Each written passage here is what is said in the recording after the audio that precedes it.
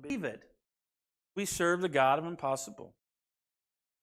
So not if, but when we find ourselves going through a difficult time, turn to God, because we need to remember that. God never takes us around a problem. He takes us through. Let me ask you this as we close. What is it you're going through? If you're not going through anything, you will. I agree with Dr. Hughes. Children of God go through storms. It's part of being a Christian. It builds such depth, like Daniel. So to finish our story, the king he had a sleepless night. He knew Daniel was innocent. He knew he made a stupid decree. He just didn't think it was going to affect the people that was closest to him, which happened to be someone that was, let's be honest, a slave. And he thought till the sun went down, how can I get Daniel out of this? And he couldn't. And then he had those little chippity-chirpity mouthy people over here, the ones that never shut up and they love causing trouble. King, you said that, and this is the Persians and the Medes, and you can't stop that. You just can't stop that. It's written. You can't change the law once it's been put in the law. You said 30 days. They threw him in that pit, right? Or they shut him in that that cave. They rolled the stone over. And that's where our imagination takes hold. They didn't eat him. They didn't harm him. The angel of the Lord come, and can you imagine Daniel, right, coming out of there just like, you ever like that? I knew it. I knew he was going to do that. I knew he was going to save that guy or that gal. I knew he was going to save my marriage, my life, my heart. I knew he was going to do it. I'm always with you to the very end. I will never leave you nor forsake you.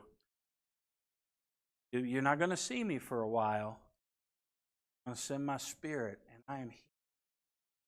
We're going to get through. Day by day by day. Here's the question. Are you trusting? Some of you here today need to trust Him with your soul. Not all Christians. Possible. And work that way. You need to give Him your life. Turn your soul over to Him. You need to surrender it all. Now, to the rest of us is probably the vast majority are believers. Trusting. I mentioned last week or the week before. Isn't it amazing how everything changed? Second. Phone call.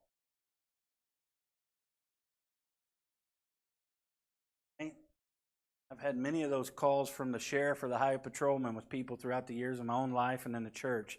And they're not looking for me for once, praise God.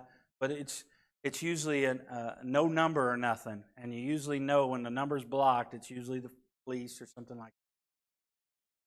Change. The phone calls, your loved one's gone. Passed away. And So can you get up? Trusting. No matter what comes my way. And are you even bold in this? God, you don't have to trust you. And then on that great and glorious day, when we all go home, we'll see our loved ones. That's the first thing. It's for you. When we see,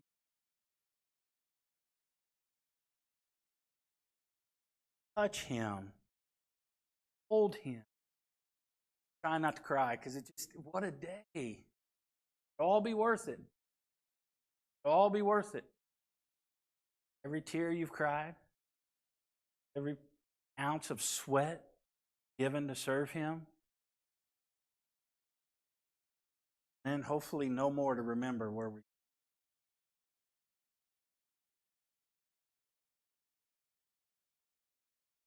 Greatest words in all of history and humanity.